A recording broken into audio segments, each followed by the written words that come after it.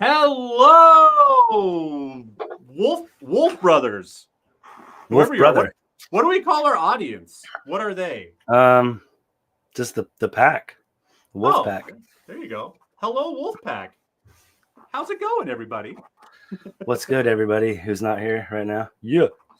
We have one viewer so far. I'm guessing that might be. Well, I guess I don't want to say who it might be because he's in an undisclosed location. So maybe exactly. We don't talk about Bruno. We don't know who it is. We got a watcher. Hopefully, we'll get some more.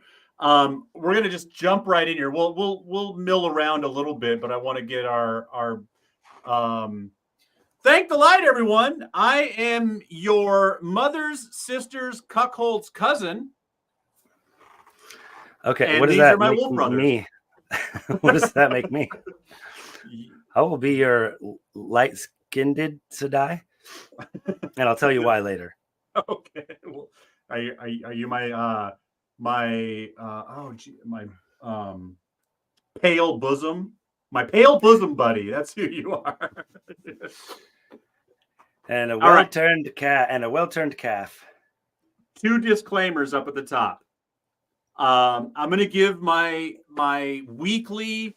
I promise you guys, I'm reading the books. I'm reading the books. I'm actually enjoying the books, but it's a fucking lot. So I'm catching up. We took a long hiatus, and I just took a hiatus from all things Wheel of Time, just because, if I'm reading it or watching it, I want to talk about it. And so, these 3 chapters are my first dive back into the Wheel of Time in a long time. And it's going to take me a couple chapters to start putting things together and remembering things, or remembering where we came from, remembering where we're going. So I'm probably going to ask some questions a day that we're going to make the readers go, I don't think he's ever cracked a Wheel of Time book. I have. This motherfucker's a liar. His reading comprehension is poor, people. It's not good. I have listened to these. Listener. That's why we're going to keep it at about an hour. We did 3 chapters because they're 20-minute chapters. So we were able to do 3 chapters this time. And I listened to them twice in the last 2 days. I didn't stop everything. I didn't turn the lights out and meditate on it. I had them on. I had it, and it was great. And then, so that's that. And then my other disclaimer is the views and opinions expressed in this program are those of the speakers and do not necessarily reflect the views or positions of entities they represent. What he said. So any political rants are that of the politicizer and not that of we mixed it and sounds awesome respectively. I was like, oh, shut up. Oh, welcome back, Justin. It's been a week. I felt like it's been 2 weeks. I can't believe we're on a weekly recording because so much has happened in the last 7 days. I can't believe we did this that recently. It went pretty fast. So you had a busy week?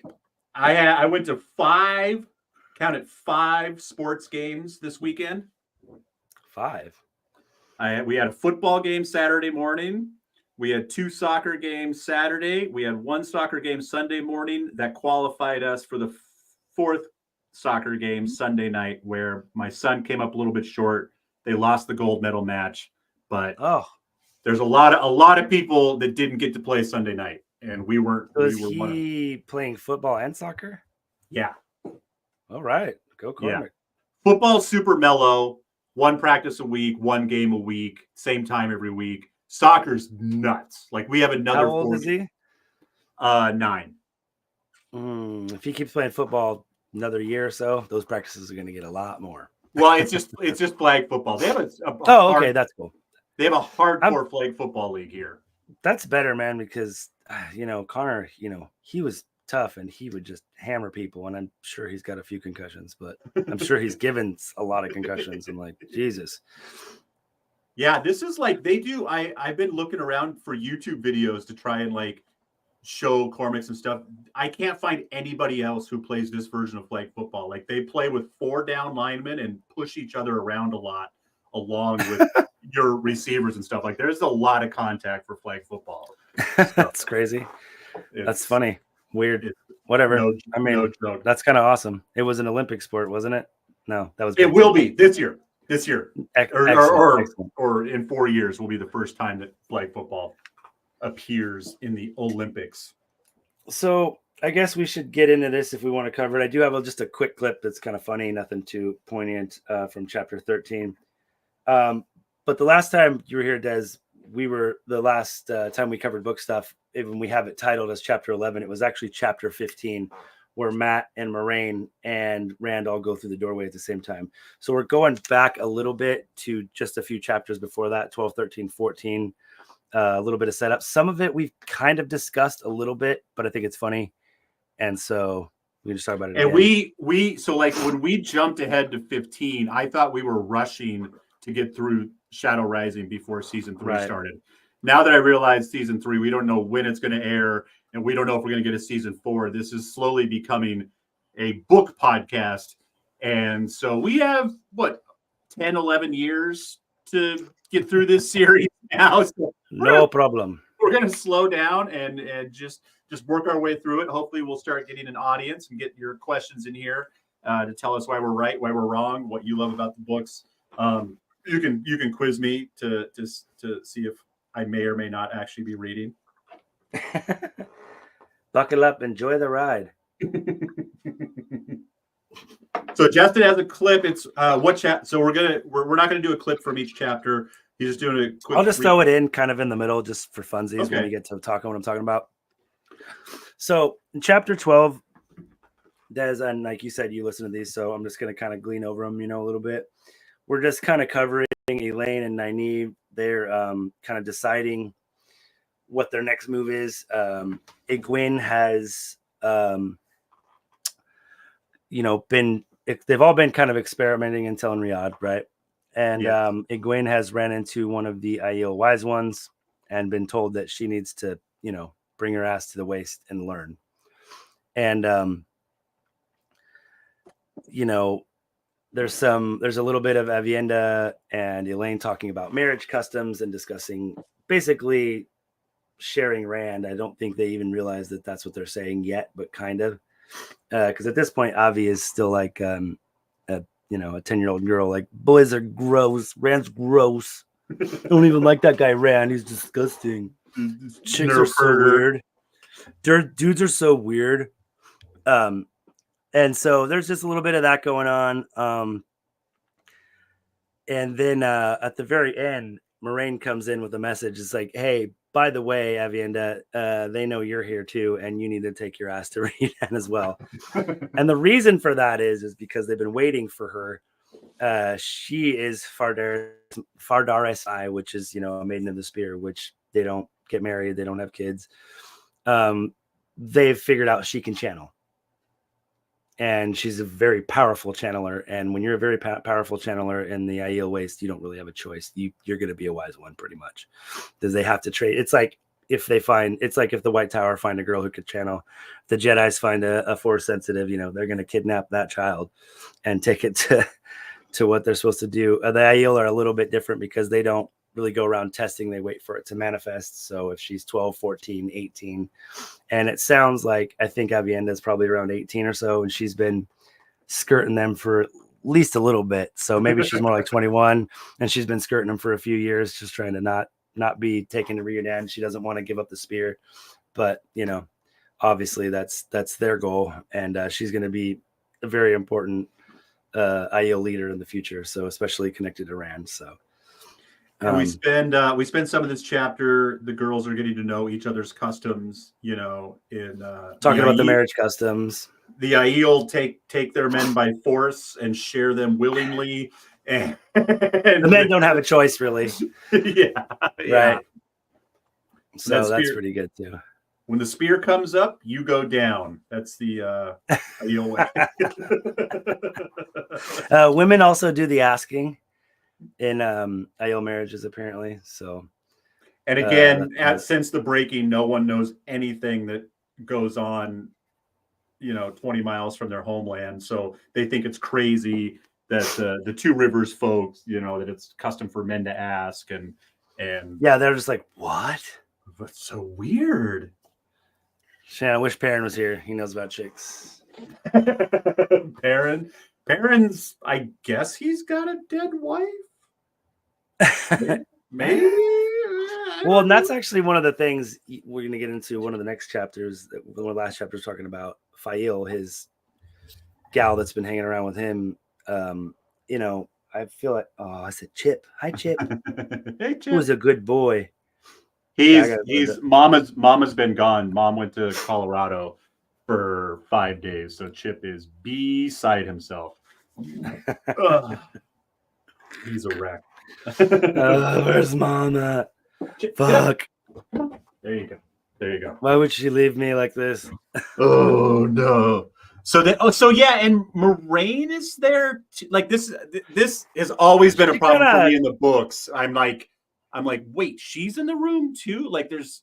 She kind of comes storming in, I think, like halfway through, and was like, "Oh yeah," but she's pissed off at Rand. I think maybe. Yeah, she says, Elaine. I got. She's trying to get Rand to do something because he's staying in the stone too long or whatever, and she's like, he's got to go, he's got to do something, and she's just kind of like bitching about Rand. And then she starts to get on the ladies about it, you know.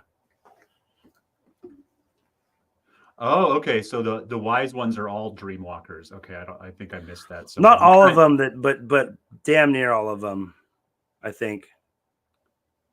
Above Ryudan, without, yeah. So Avienda has to go to Chandahar, not Ryudan. Chandar is Bellevue to Seattle for Ryudan. You know what I mean? Yeah, totally.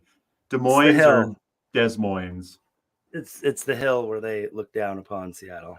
So yeah, this chapter is pretty quick because the chapter right before it, they're like dream walking and all kinds of crazy shit's going on. And so yeah, that's when kind of a quick after.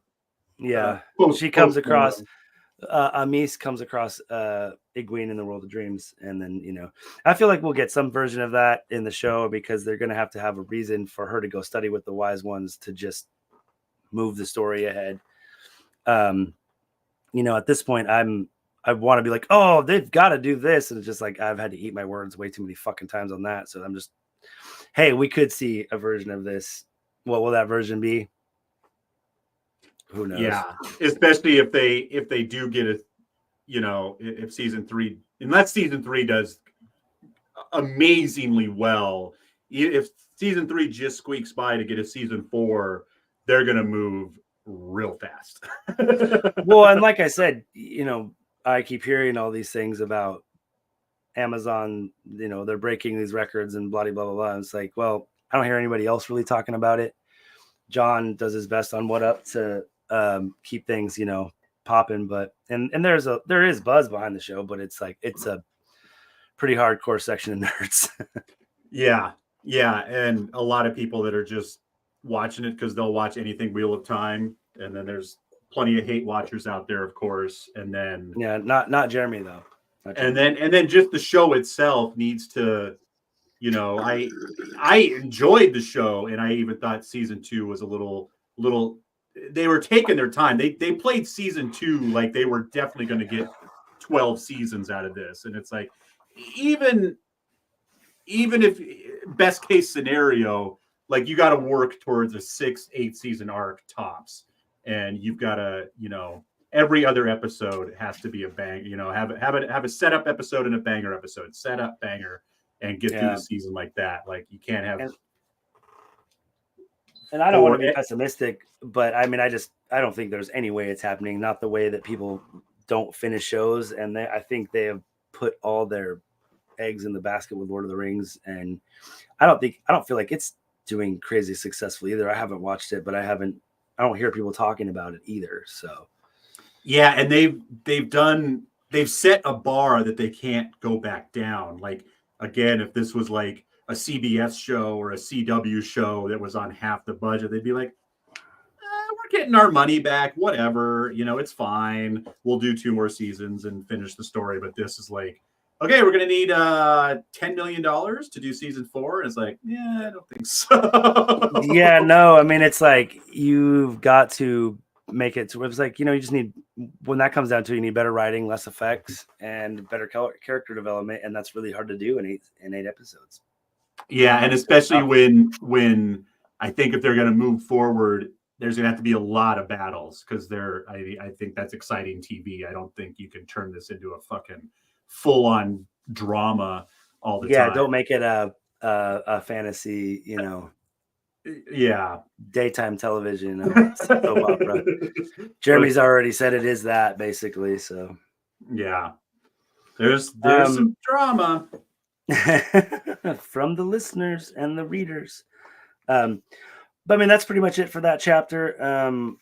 There's just, like I said, they're kind of doing their thing. The girls are deciding what they're going to do. They're basically talking about splitting up because Egwene's like, hey, I never knew never said we were going to be together the whole time. And so Nynaeve and Elaine are going off together, which they've already done in the show, even though they're going to Egwene. So maybe that's just some setup for Nynaeve and Elaine going off on their own, or again, to start season 3, and Egwene, taking off towards, because we don't know what kind of a time jump we're going to get. They didn't really tell us how everybody ended up where they ended up last season. They were there, and yeah, not a lot of background. So I don't expect to get more, unfortunately, which sucks. But yeah, I mean, we could have the first 3 episodes be just about them bickering about splitting up, basically. Because you said like half an episode. Yeah, well, yeah, God, I wish. And they this is something I'm still having a hard time. This is such an epic story that you and Jeremy have been saying the whole time. There's going to be books and books and books where our heroes are separated. And that's going to make, again, that's going to be tough because now you're dealing with even more sets, more effects, more characters. Maybe they just figure out a way. Even if you had characters that are in the same spots that were doing different point of views, kind of like Game of Thrones would do, they did it really well. They did a really good job of, if you've never read those books, for anyone who's listening, they do a lot of point of view chapters and they jump around a lot. And then there are whole books where, certain characters are very rarely mentioned. They managed to do that in the TV show really, really well by combining arcs and making things make sense. They have not done that so well in Wheel of Time, unfortunately. Yeah, and Game of Thrones set up early on. They're like, you might not see this character for 2 episodes, and that's okay. And Wheel of Time hasn't done. And I don't think Wheel of Time could. Our heroes have to be touched on every episode. I feel like, at least Rand, Matt, and Perrin should.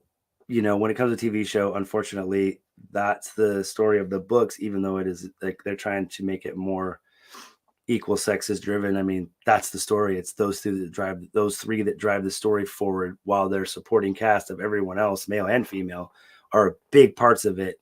It's the ta'veren and the weaving of the age lace and the pattern that these guys affect the most.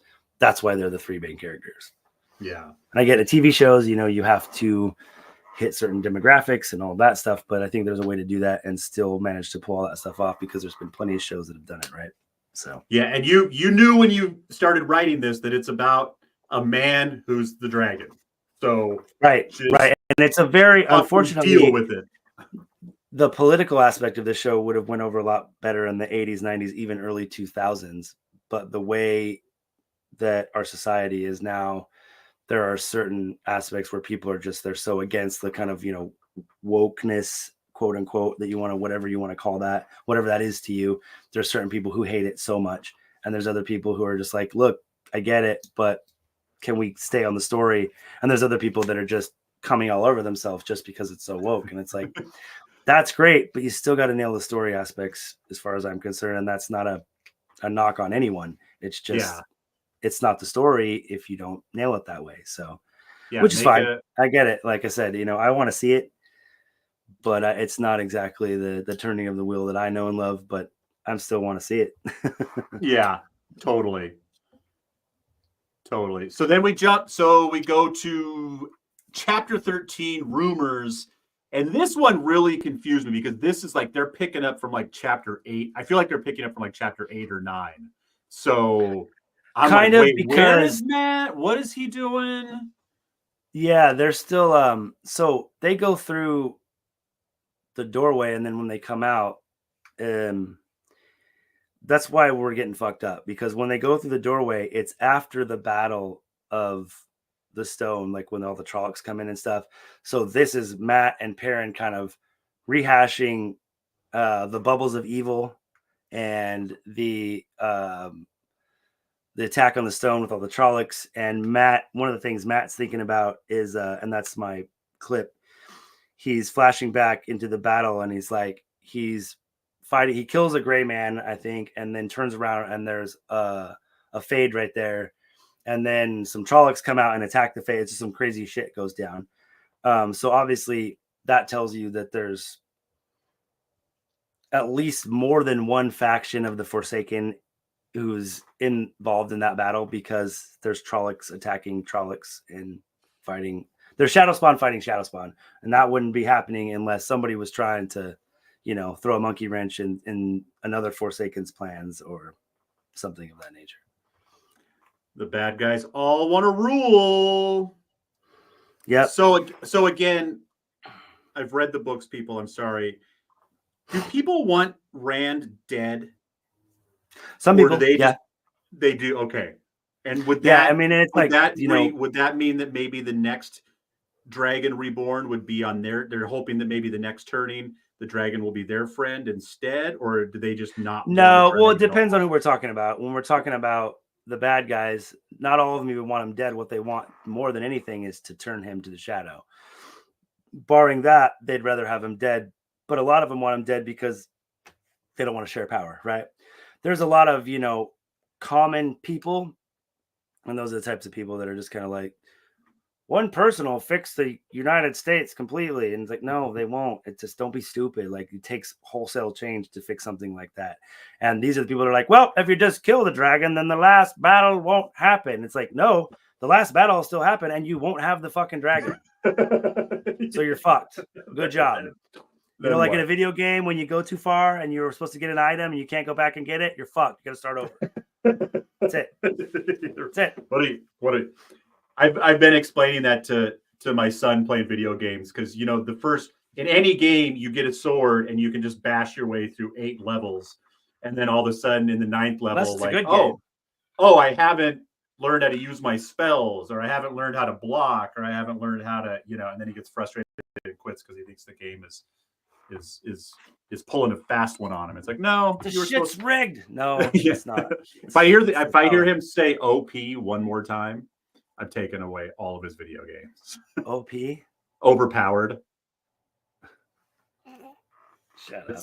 That's you're at a part of the game that you're not supposed to be at yet. Yeah, exactly. If it's a good game. Yeah. So I've been having a lot of fun with the Harry Potter game. The way that game is set up is great. I mean, the first 5 to 7 hours is a lot of just running around Hogwarts, learning how to interact with shit, which is fun. And then right about the time you're like, okay, you jump forward really fast, and then you start getting Alohomora, and you can unlock stuff, and you get a broom, which is cool. No Quidditch, but you can fucking fly around on your broom, which is dope. And then I think I just unlocked you can get beasts, I can get a hippogriff and fly around, I think, too. So pretty cool. It must be awesome. My last, the progression is good. The progression is smart. It makes tons of sense. Yeah, I haven't played a Harry Potter game in 10 or 15 years, but even then, I had so much fun. Just I felt like they built Hogwarts brick by brick. It was. This one especially, it is a fucking, it is perfectly recreated. Hogwarts, Hogsmeade, it's crazy awesome. The Forbidden Forest, everything is I'm not a huge Potterhead, but I'm enough of one to go this is legit, dude. Yeah, that's for sure. So let's play the clip. We'll talk about the rest of that chapter. It's a short one. It's a minute and a half. Okay, like that. So I'm gonna start it and then tell me if you can hear it good, and then I'm gonna go pour myself a whiskey. Holes in his memory, making no real sense. Good. The din of fighting somewhere in the distance echoed down the corridor, dulled by the wall hangings. He retrieved his knife from the gray man's corpse with a shaking hand. A gray man, and hunting him. It had to have been after him. Gray men did not wander about killing at random. They had targets as surely as an arrow. He turned to run, and there was a murdral striding toward him, like a black snake on legs, its pasty-faced, eyeless stare sending shivers into his bones. At 30 paces, he hurled the knife straight at where an eye should have been. At that distance, he could hit a knothole no larger than an eye, 4 times in 5.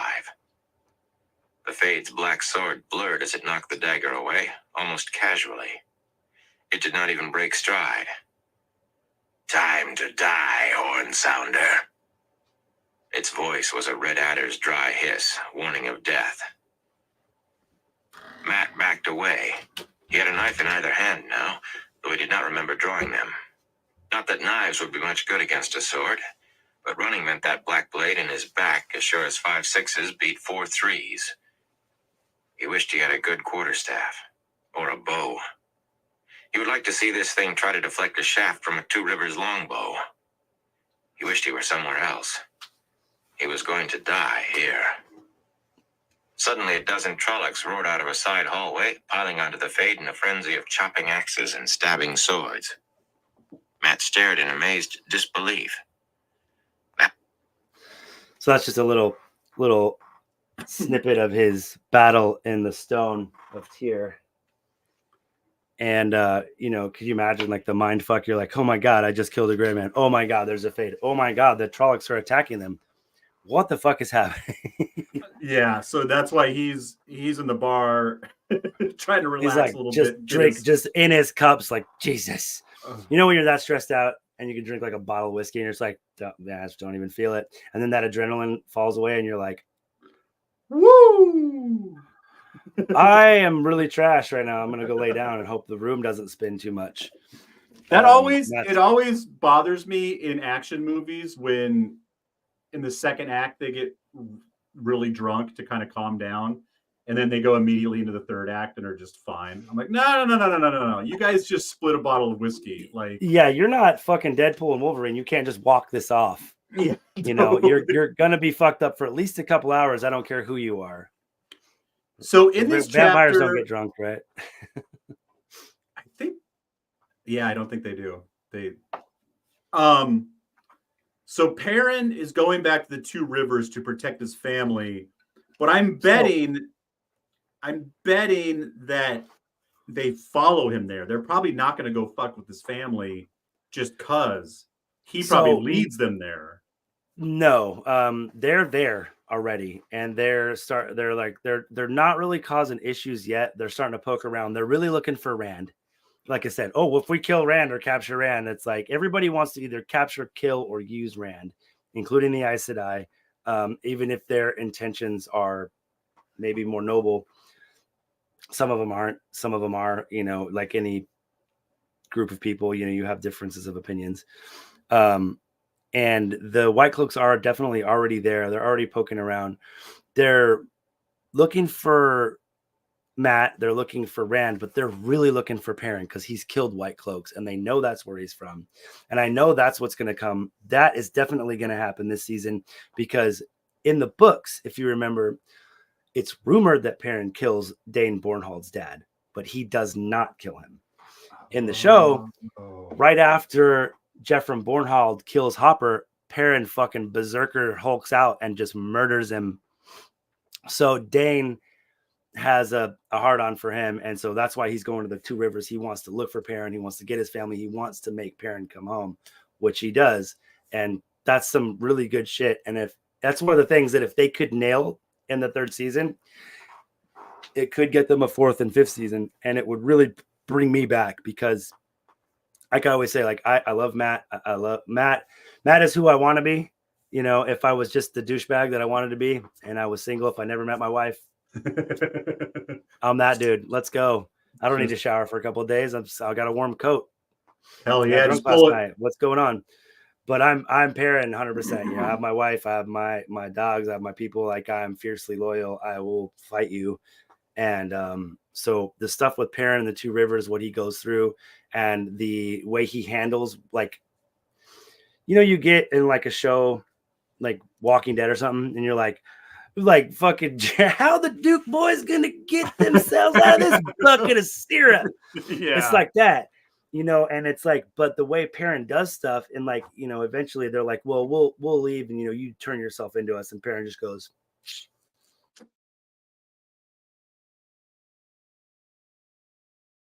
uh-oh. and they're like, that's my wife, or he goes, that's my wolves, those are my family, and he got mad about it, and he was just like, yeah, I'm not gonna do that. And it goes into, there's so much more to it than that, but it's so gangster, like he's parlaying, and he's like, yeah, I know we talked about me turning myself in, but yeah, it's just not gonna work for me. I have people to take care of, so you can go fuck yourself. Yeah. Yeah. It's just kind of like, well, make me. Yeah. Especially when I bet you kick my ass, and they're like, no. Well, it is outside of a channeler, Perrin is the most powerful person in these books times 10 outside of channelers. And even then, he can go into the world of dreams and stand up to almost any channeler. He's so strong. And is Perrin as in the Taviran-ness yet? Like, Matt's kind of like, okay, I got luck on my side. Is Perrin there yet? Perrin, again, he even says it in this chapter. He's like, I think we have different paths, Matt, but I all know that we have to do what we're supposed to do so that we can support Rand.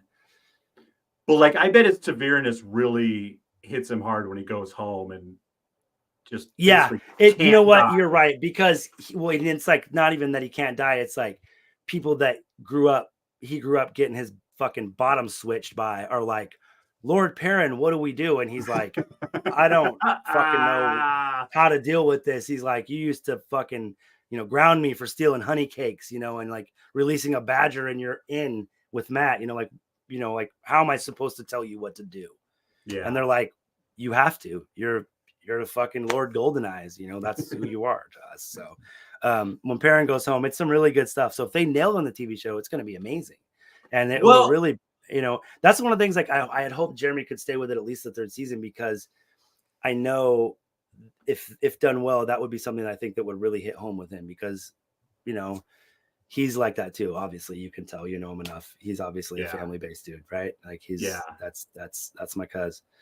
So, I think it's one of those things that could bring a lot of people who are haters back if they really nail it. And if they stick to the Shadow Rising as close as possible and do it well, I don't know why, like that would make me reconsider, like, oh man, they may get a fourth season. They if it's good, and especially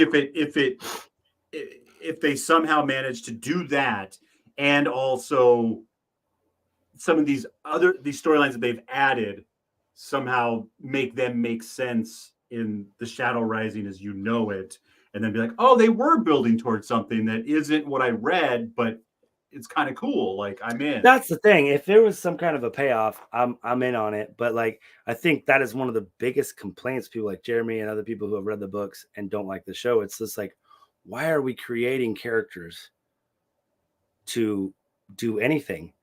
Yeah. If you really need a character to alter a storyline, just make a existing character fit that storyline. People will be much less upset about that if you had to make a certain character gay, or a certain character in a different place at a certain time, or a certain character, maybe a female instead of a male. Those things matter less if the storyline is nailed. Yeah. Then if you creating something wholly different is unnecessary. I realize in certain places it absolutely is necessary. But when you have so much source material to drive through, pick a fucking random person from Faldara that's mentioned 3 times in the books. I don't care. The nerds like me will get it. And then you can fucking murder them. Yeah. And it'll still mean more than someone you spent 3 episodes talking about and having, like the episode where Matt and Rand are in the first season, and then the gal comes at him. Like, that is something that is kind of in the books, but they made her character someone completely different, and it just doesn't land the same. And you don't need to do that. And you don't need to spend an episode and a half getting to know her. You just don't. Creepy innkeeper tries to kill you. Okay, Move the fuck on. Rand channeled. You'll come back to it later. You know what I mean? It's like it doesn't. Yeah, you took the words right out of my mouth. Take a character that they mentioned once or twice and just bring them up. There's plenty. There's plenty. Yeah. We don't know anything about their sexuality from the book. Do whatever you want. Yeah. So many characters you know nothing about from the book, other than like there's one of my favorite characters is a dude named Talmanes. He's so gangster. He's as gangster as Matt. And I feel like he gives like off like daddy vibes like a motherfucker. And he's just like, you know, he's just kind of like that dude who's like kind of solitary, which, you know, is like, yeah, you do coke twice a month and go fucking find a power bottom, don't you? You nasty motherfucker. Get out of here. Go fight a fade. Go kill a Trolloc, you dirty bird. Yeah. You know what I mean? Like you could just tell he gives off vibes and it's funny. And it's like, but he's such a great character and he's a badass fighter. And like, he's like Matt's best friend. And he's fucking awesome. I want a cat so I can name it Talmanes. Yes. Because cats don't give no shits. And neither does Talmanes. Yeah. And like I said, though, the rumors are just basically either meant to try to drive them home. But basically, the rumors are trying to get Rand to go home, right? Yeah. And it's the White Cloaks, but it's also a lot of machinations of Dark Friends, Forsaken, who are influencing the White Cloaks and other people to try to like, you know, if someone was attacking your home village, you know, wouldn't you go back to save them if you were the dragon? And Rand's like, I can't. I just can't. Perrin, you can. Matt, you can, but I can't. And Perrin's like, I'm gonna. Yeah. So Rand's like, I'm trying to save the whole universe. If I have to and lose a couple loved ones, then. And it's funny that he's already kind of accepted that duty, and really just been like, look, man, you know, because even the best people will be like, I have to save my family, I have to save my friends, my dad. You know, Rand's just like, I can't. It's so much bigger than that now. And for someone who's as young as him to get that, I think is telling. Whoa, what's going on? The needs of the many outweigh the needs of the few. Duty is heavier than a mountain, sheep herder. With great power comes great responsibility. Well, and they kind of like, and going back to the two rivers, assuming they didn't actually blow up the two rivers in the battle from the first season. Like, I mean, they kind of did. When Perrin goes back, he's like, whoa. That set's built. Go nuts. Like, save some money. Have a couple of Two Rivers episodes on, you know, you don't have to build anything. That's where you're wrong, because it's been so destroyed in the Battle of Winter Night, and they start to rebuild it back, and then the Trollocs come again around the time Perrin gets back. Either right before Perrin gets back or right after Perrin gets back. And then the White Cloaks are all like, see, brought the Trollocs. Blah, blah, blah, blah. It's fucking stupid. Anyways. The show hasn't mentioned those battles at all. The Two Rivers is fine. Well, no, Winter Night. Do they mention that? Winter Night's the first episode. Oh, right. But still, like they blew up a building. They blew up the town hall. They lit a bunch of houses on fire. They're like the village is half destroyed. They build it back, and then around the time Perrin shows up, they start fucking destroying it again. Okay. But when that's happening, there's starting to be war happening all around the world, and refugees start coming there. So all of a sudden, the Two Rivers gets pretty cosmopolitan. They start getting tile roofs, and they start having people, you know, coming from cities and bringing ideas and bringing new, you know, ways of spinning silk and farming and all that kind of shit. And then the next thing you know, it's almost this little city state, and it becomes a problem later as well. Do the Shan-Chan eventually try to get their hold on the Two Rivers, or is it too far out? They never get that far, but they would. And it really becomes down to the White Cloaks versus Perrin, and Perrin running them the fuck out of town. Yeah. After he makes them help fight. Go on, get. And then so like right at the end of this, Des, Berlin, after striking out with Rand, she goes to try to get up on Perrin's hairy nuts. Yeah. And you know, he's like he's couldn't be less interested in her. He's just like, ugh, fucking slut. Like he's like, she's so forward, and it's like so against the Two Rivers kind of customs. He's just like, look.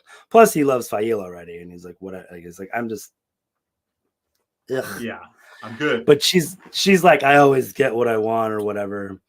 And then Fail walks in, and it's just like, oh shit, buddy. I actually do have a couple other little clips. It's like just a couple like 30-second clips of after. So chapter 14 is where this comes up, and Berlin goes looking for the slump buster after she strikes out with Rand. She's like, well, I guess I'll take the second prize. And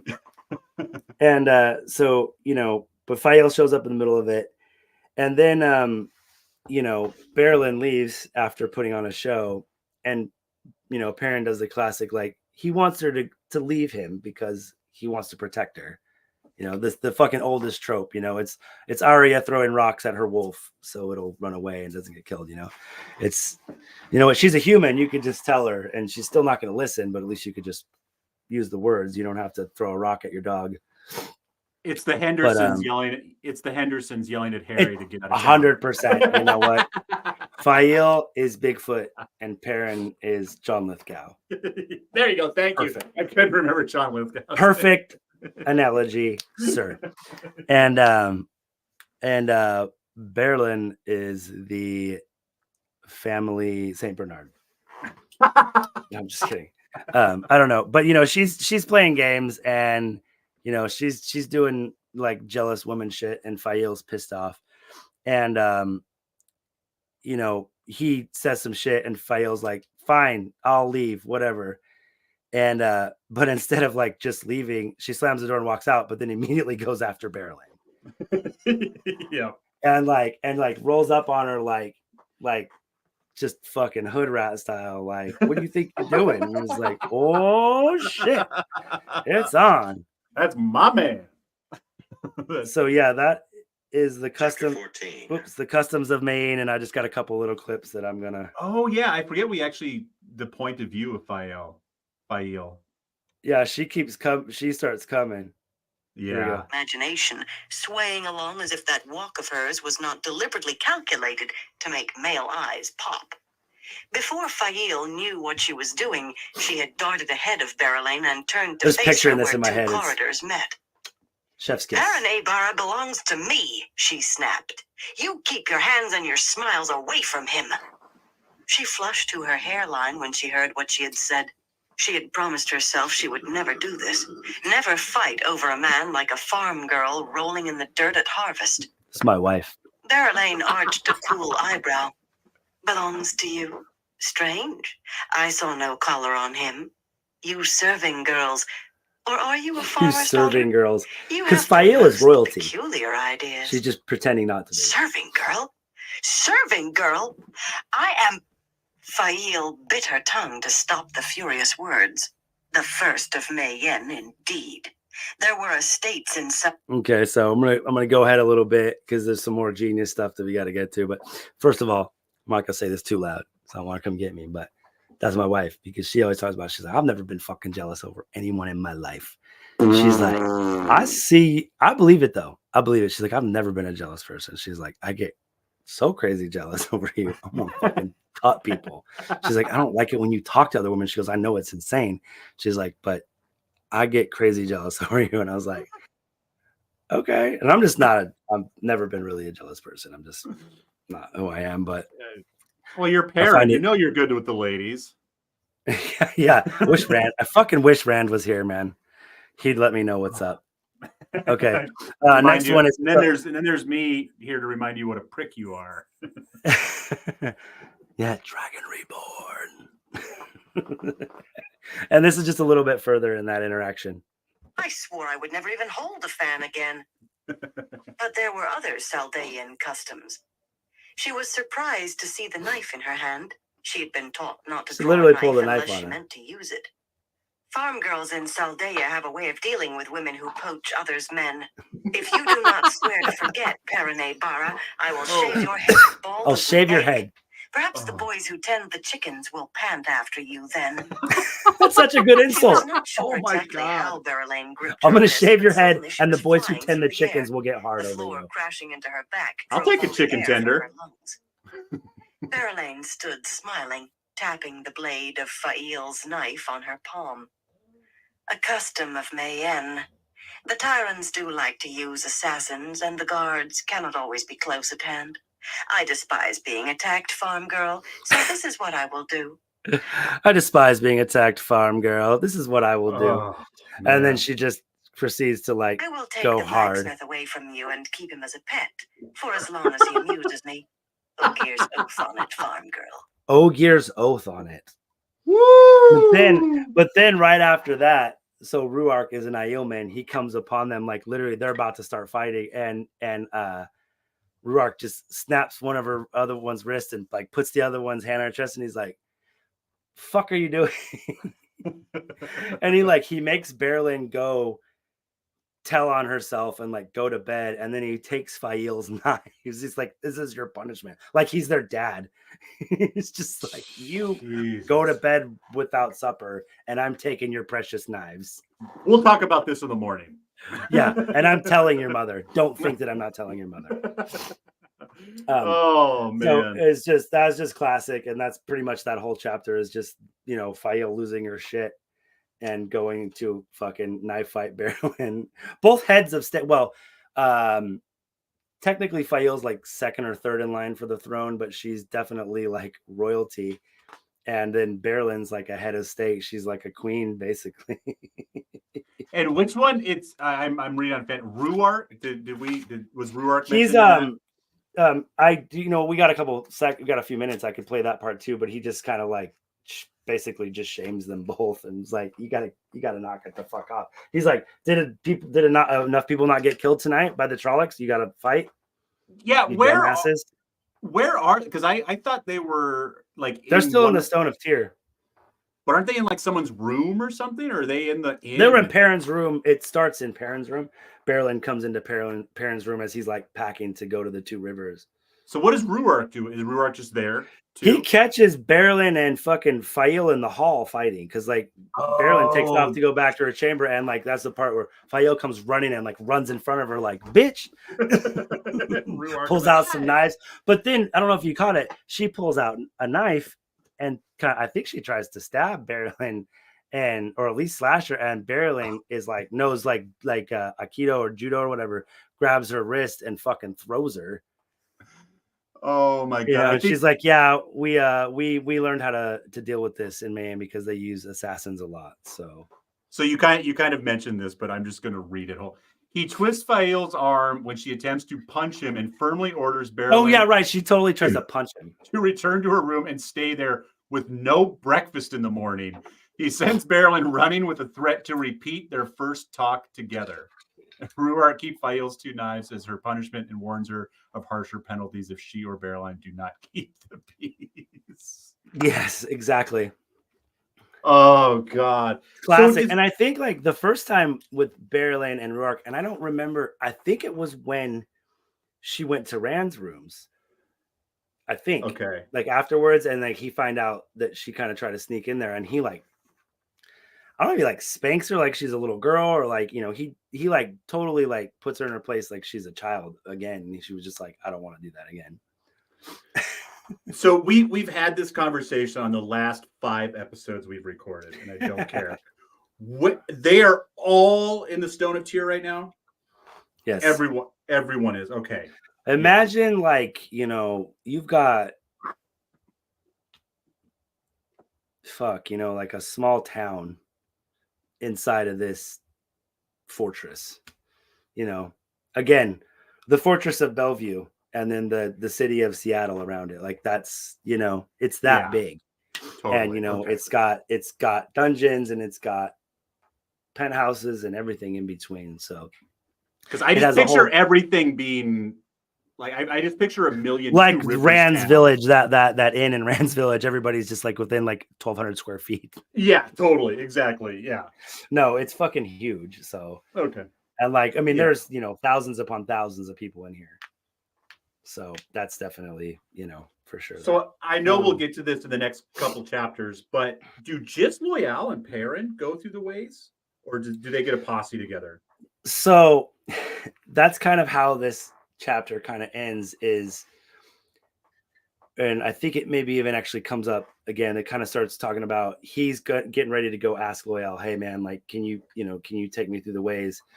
And because Fael is who she is, she's already like sussed out the rumors about Perrin and has kind of figured out he's probably going to try to go to the Two Rivers. And she's like, I'm not going to let him ditch me because Perrin's trying to ditch her. And she's like, I'm not going to let him ditch me. And so she's smart. And she's like, he's going to get there as fast as he can. I know he's traveled the ways before. She might have traveled the ways with them. I can't remember. I think not, but she knows that they have. And so she makes Loyal, before Perrin can ask, promise to show her the ways before he would show anyone else, or to take her into them before, would ever do it for anybody else, basically. Okay. And so she's like, well, Loyal, you promised, and ogres never break their promises, So he ends up leading her and Bane and Shiad, and then Gaul and Perrin follow them through the ways. So Gaul is there too. It's some more, female male bullshit politics. So yeah. And especially with the politics of where they come from, of what is norm, and using their politics against them, like Loyal's, and like the chivalry and like Loyal not breaking a promise, all that shit. She literally is being manipulative to Perrin and Loyal to try to get her way, because she's like, oh, she's not going to leave me behind, because she knew that him and Loyal would just ditch out in the night by themselves. And while she's like, I'm not trying to have you leave me, she's also trying to be like, I know what you're trying to do, and you can't do this with just you and an Ogier friend. Like, you need you need allies, and I know how to get allies, because everybody loves her. One, you're just going in the ways, period. Who cares where you're going?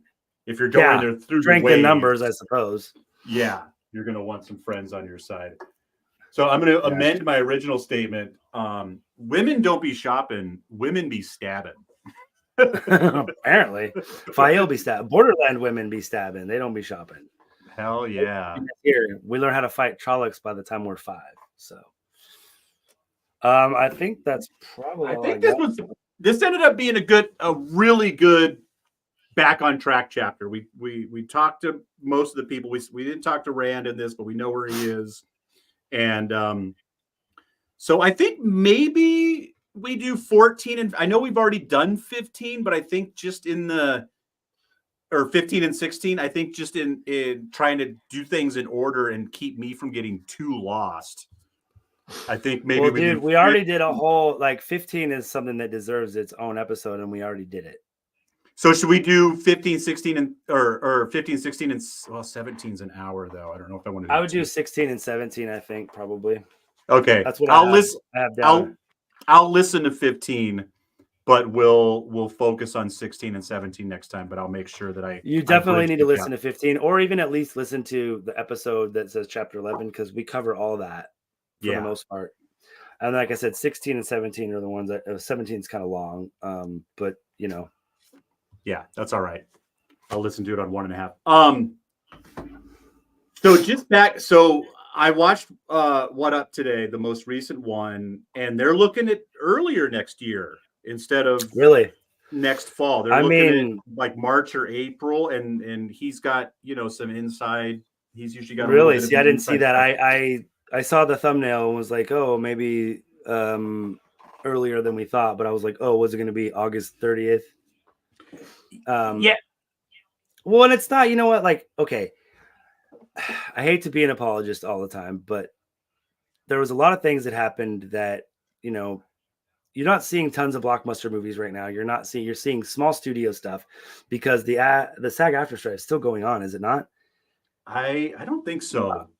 I thought it was still going on. I think they're still negotiating. I don't think they're still negotiating. I think there's but they're still not like full-throatedly, doing promotions and stuff. And while it's better this year, the first 2 seasons of Wheel of Time really got hindered by no promotion and you couldn't talk about it, and whether that's just a stumble by Amazon or because of the strikes and whatnot, I don't know, but maybe they'll be able to build a little hype this year.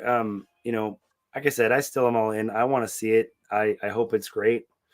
I hope it's great enough to get a 4th season, a 5th season, and beyond, because I do want to see the story play out. But yeah, I don't have a lot of hope for it. I would like to blame Amazon. Well, I am going to blame Amazon, but it'd be easier for me if I could just blame them for not hyping Wheel of Time.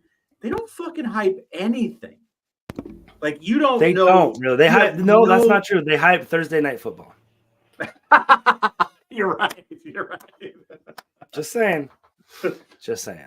But they didn't start hyping it until that week. Like, I still wasn't sure in late August if I was still going to be able to watch Thursday Night Football on Amazon. Like, I don't know why they're so, like, they don't want to talk about anything that's coming up. They want everyone focused on what is and watch what is. What's happening tomorrow? Yeah, like, I don't want you guys to wait and watch the Wheel of Time, because I need you to watch this show right fucking now. So yeah. And that's part of what, a good TV show, it's like, while it sucks waiting, part of the fun, if you're fucking super nerdy like us, is to discuss it while you're waiting and what might happen. And it's nice to be right at least one time out of a fucking 1,000, something other than like, oh, this person was in this episode. It's like, fuck, man. Can't think of shit I've been more wrong about in my life. Yeah, you'd think with 15 books, you'd think you'd be able to find a couple things that you might see. And also, yeah, and this is something I've been complaining about, and I was happy to see other people bitching about it. I was just going around on Reddit, like, where's the swag? Like, how are you not? There's none. The only swag you get is from people like us who make it. There's like no official anything. I don't know if there's like any official, like what was it? Rings? What is it? The Ring Show? What is it? Power of the Ring. Ring Power. Power. Rings of Power. I'm like, I don't know, Lord of the Rings TV. I don't know, whatever it's called. I don't care. I don't really like that shit anyway that much. I've never been a huge Hobbit guy. I mean, I like it, but I'm not like just over the top of it. Yeah, I like Game of Thrones a lot better. They're out of books, so they got to make it up already. Like, you've got 15 books to just go from. Like, you got to make up anything.